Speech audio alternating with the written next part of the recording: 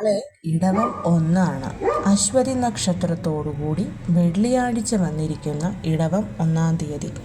അതുമാത്രവുമല്ല, സൂര്യഭഗവാൻ തൻ്റെ സ്ഥിരരാശിയിൽ വന്നിരിക്കുന്നത് കൊണ്ട് തന്നെ വിഷ്ണുപതി പുണ്യകാലം കൂടിയിട്ട് നാളത്തെ ദിവസമുണ്ട്.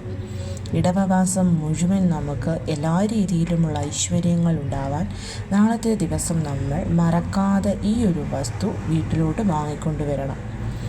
നാളെ ഈ ഒരു ശുക്രഹോര സമയത്താണ് സൂര്യസംക്രമണം എന്നതുകൊണ്ട് തന്നെ അതിരാവിലെ 6 to 7 സമയത്ത് ഈ ഒരു വസ്തു വീട്ടിലോട്ട് വാങ്ങിക്കൊണ്ട് വരാൻ പറ്റിയാൽ അത് വളരെ വളരെ ഉത്തമമാണ്.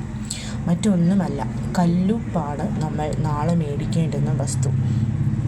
എല്ലാ മാസവും 1 തീയതി വരുന്ന നക്ഷത്രവും തിഥിയും വാരവും ഒക്കെ നോക്കിയിട്ട് നമ്മൾ ചില വസ്തുക്കളെ പറ്റി പറയാറുണ്ട്. അതിൽ നാളെ നമ്മൾ കല്ലുപ്പ് മറക്കാതെ മേടിക്കണം. നിങ്ങൾ മറ്റൊന്നും മേടിക്കേണ്ട, പൊടിയുപ്പ് വാങ്ങിച്ചിട്ട് കാര്യമില്ല. കല്ലുപ്പിലാണ് സാക്ഷാൽ മഹാലക്ഷ്മി വസിക്കുന്നത് എന്നതുകൊണ്ട് തന്നെ കല്ലുപ്പ് മേടിക്കുന്നതാണ് ഏറ്റവും ശ്രേഷ്ഠം. കല്ലുപ്പ് വാങ്ങിച്ച് വീട്ടിൽ കൊണ്ടുവന്ന് നമ്മൾ വിളക്ക് കത്തിക്കുന്ന ഭാഗത്തായിട്ട് വെച്ചതിന് ശേഷം അത് നമുക്ക് അടുക്കളയിൽ ഉപയോഗിക്കാം. ഈ ഒരു മാസം മുഴുവൻ നമുക്ക് ഐശ്വര്യമുണ്ടാവാൻ അത് സഹായിക്കും. അതിനോടൊപ്പം നാളെ തുളസിയില, മഞ്ഞ കളറിലെ പുഷ്പങ്ങളൊക്കെ മേടിക്കാം. പക്ഷേ കല്ലുപ്പിന് വളരെയധികം പ്രാധാന്യമുണ്ട്. അതുമാത്രവുമല്ല, എന്തെങ്കിലും ഒരു മധുരം നമ്മൾ നാളെ മേടിക്കുന്നത് വളരെ വളരെ ശ്രേഷ്ഠമാണ്.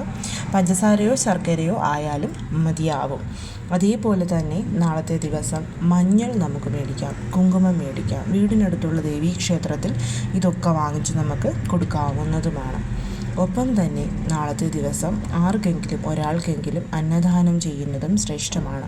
വൈശാഖ മാസത്തിലെ അവസാനത്തെ വെള്ളിയാഴ്ച കൂടി ആയതുകൊണ്ട് അതിന് ഫലം ഏറിയിരിക്കും. നാളെ രാവിലെ 6:21 ഇടവസംക്രമണം. ആ സമയത്ത് നിലവിളക്കിന് നമ്മളൊരു വസ്തു സമർപ്പിച്ച് ചൊല്ലേണ്ടുന്ന മന്ത്രത്തെക്കുറിച്ച് വീഡിയോ ചെയ്തിട്ടുണ്ട്. കാണണമെന്ന് ആഗ്രഹമുള്ളവർ താഴെ കാണുന്ന ആരോ ബട്ടണിൽ പ്രസ് ചെയ്താൽ ഫുൾ വീഡിയോ കാണാവുന്നതാണ്.